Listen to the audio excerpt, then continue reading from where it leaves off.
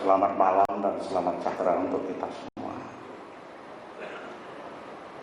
Yang kita hormati bersama Bapak Menteri Dalam Negeri, Bapak Cahyokumolo beserta seluruh jajaran. Ini sebetulnya menjadi bagian yang menjadi substansi atau esensi yang dilakukan. Bapak Menteri, kami akan melaporkan kondisi kependudukan di Jawa Timur. Pertama, tapi kabupaten kotanya paling banyak 38, 29 kabupaten dan jumlah penduduk hasil tim kependudukan 39.182.656, lebih tinggi dari tren yang dihitung. Dari 39.000 itu seks rasionya lelakinya lebih banyak daripada perempuan. Ya.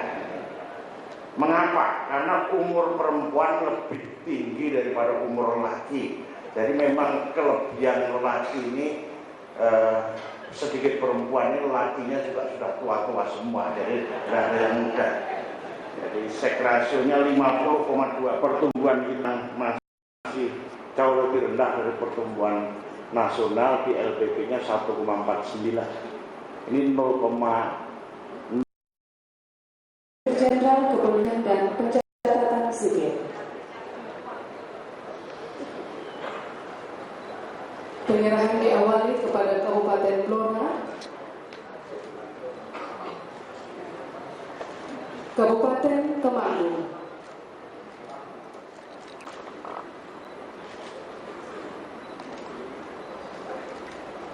Kota Pasuruan,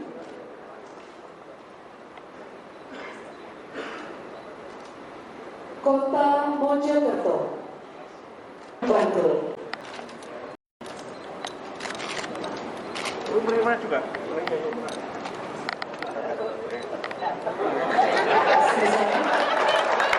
Dilanjutkan dengan penyerahan kota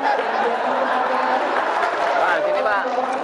kepada Gubernur Jawa Timur yang telah mendukung penyelenggaraan rapat kerja nasional Pencatatan Sipil Angkatan Kedua tahun 2016.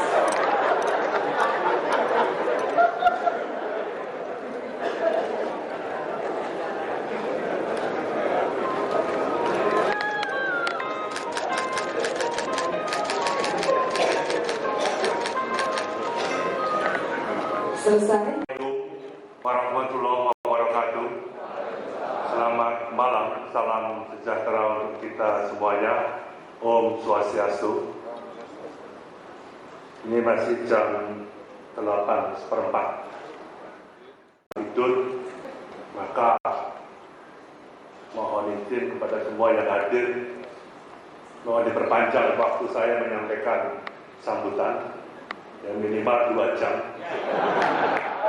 Semakin banyak bicara, semakin sehat obatnya ya, harus bisa Jawa Timur.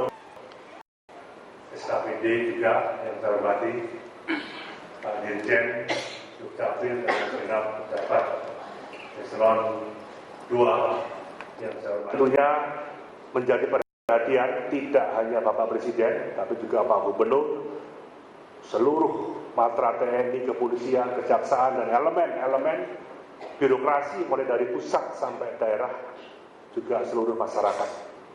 Sampai Bapak Presiden pun kerjanya itu 7 hari, 24 jam terus kerja. Saya yakin teman-teman yang di birokrasi juga terus bekerja melayani masyarakat dengan baik, hadir di tengah-tengah masyarakat yang sedang kesusahan dalam rangka mewujudkan semangat gotong royong membangun bangsa ini ke depan yang lebih baik. Dari 8 juta, tapi mulai pendataan awal itu yang dipegang, ini mudah-mudahan bisa berhasil. Seluruh lembaga terus kita upayakan, tinggal integrasi yang belum. Bea Cukai sudah, Barreskrim sudah, BPJS sudah, Korlantas sudah, Polisi, kemudian Departemen Sosial untuk menentukan tidak perlu macam-macam dicabut. Cukup ini dan pelayanan kepada masyarakat, memudahkan perizinan yang ada. Kenapa energi itu izin macet? Zaman Pak SBY ada target 10.000 megawatt, hanya tercapai separuh. Masalahnya apa? Izinnya itu 135 izin, masih 100 lembaga. Ini yang harus dipakai. Kami industri, begitu saya masuk, seluruh perda sudah kami evaluasi 336 perda. Baru ketemu yang 139 perda itu bermasalah. Saya kembalikan ke provinsi, ke kabupaten kota. Bertentangan dengan undang-undang yang di atasnya. Perda itu dibuat bahwa dia lupa bahwa Indonesia adalah negara yang majemuk.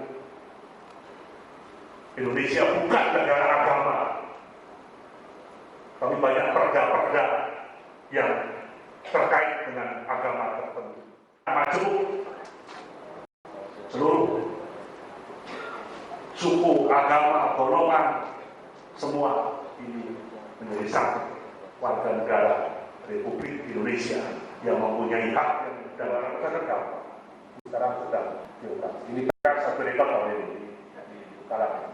Jadi kembali lagi, deteksi dini, seluruh aparat pemerintahan harus mampu mendeteksi diri di wilayah kerja masing-masing, memahami area wilayah kerjanya, memahami area korupsi itu apa.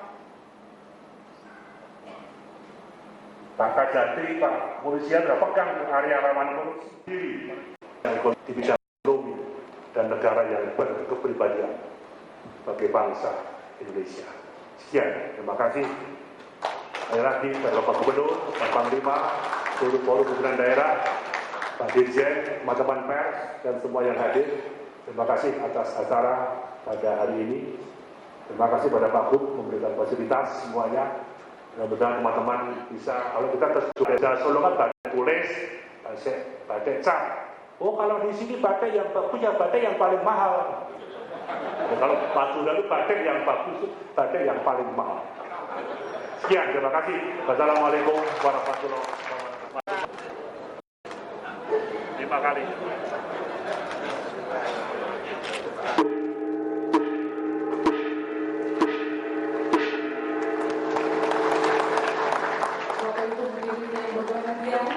Dengan berakhirnya pemukulan gong, maka berakhirnya acara pembukaan Rakernas Pencatatan Sipil Angkatan Kedua tahun 2015.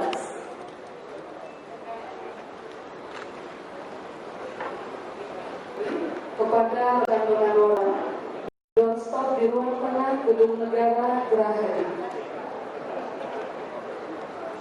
Ya, tadi intinya untuk mengkoordinasikan ya bahwa ada satu komando mulai dari Dirjen Kependudukan sampai ke tingkat dinas di tingkat 2 dan tingkat 2 nanti akan terus ke bawah ke kecamatan di mana provinsi tanggung jawabnya gubernur untuk intinya mempercepat memberikan pelayanan kepada masyarakat khususnya yang menyangkut tadi data kependudukan, yang menyangkut akte kelahiran, menyangkut EKTP.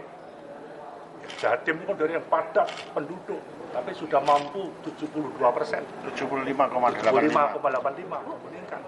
Saya yakin target tadi yang katanya Pak Dirjen pertengahan 2016 sudah bisa selesai dengan tuntas.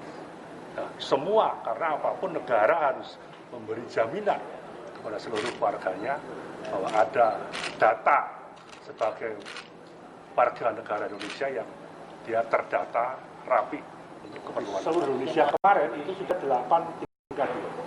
Nah, untuk 2017 nanti akan kita minta sampel. Siapa tahu masing-masing provinsi bisa 3 atau 4 ekor. Kalau ini berhasil baik, nanti di 2019 Pileg dan Pilpres langsung itu akan. Karena kami punya target ada 2 pemilihan umum nasional, yaitu memilih presiden, wakil presiden, memilih anggota DPR RI, DPD RI. Satu. Yang kedua, pilkada daerah, memilih gubernur, bupati, wali kota, memilih DPRD provinsi, memilih DPRD kabupaten kota. Jadi ke depan harus ada 2 tahapan pemilu untuk mewujudkan sistem pemerintahan presidensial yang solid, yang konsisten. Itu yang ini mau dimulai tanggal 9 Desember ini di 269. Ya, mudah-mudahan walaupun Blitar belum, tapi ya Surabaya sudah. Blitar sudah ya? Ya, Blitar dengan ketentuan.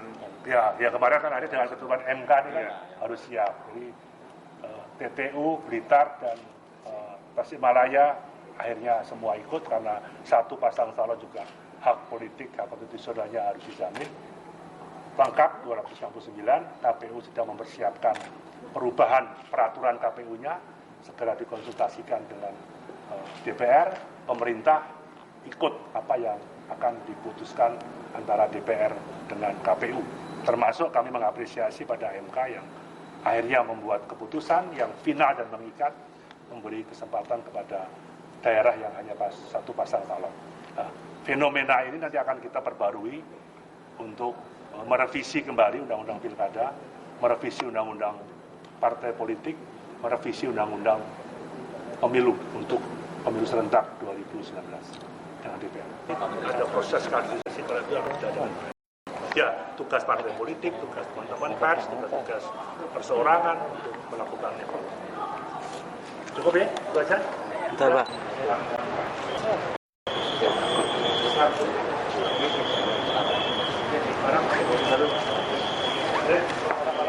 Number. Pak Menteri tadi kan sebetulnya declare KTP itu menjadi single identity number. Artinya semua urusan itu bisa dideteksi dengan KTP. Ini luar biasa. Tetapi syaratnya harus IT-nya tadi diprogram dengan baik. Jangan sampai ada duplikasi terhadap apa saja untuk social security number, untuk securities juga bisa, apapun bisa dimanfaatkan. Tapi harus membangun sistem IT yang sangat bagus, juga harus ada tracking system. Kalau kontrol kira-kira ngendonnya menjadi pelayanan itu nggak jalan, itu dia flow atau ngendon di mana, siapa orangnya, operatornya, itu semua harus dicek betul karena ini sudah jadi single identity number. Jadi kalau kemudian ada KTP palsu masih tidak terdeteksi, tidak bisa jadi single identity number. Kata dari Pak, dari polisi, dari TNI tentang kontrol siapa orang ini dan lain sebagainya. Bahkan seperti di negara maju belum bayar pajak dia tidak bisa pergi ke luar negeri karena punya tanggungan pajak. Tadi Pak Menteri sudah masuk sistem intelijen, dimasukkan untuk kontrol, jadi bagus. Tapi operator, programmernya jangan diborongkan. Ini harus masuk timnya Pak Mendagri. Jangan sampai itu dikontrakkan sama pihak lain. Tapi bahaya ini, datanya diambil orang lain nanti. Bahaya itu. Harus punya satu tim sendiri yang punya itu. Bersama kerjasama dengan tim sandi nasional.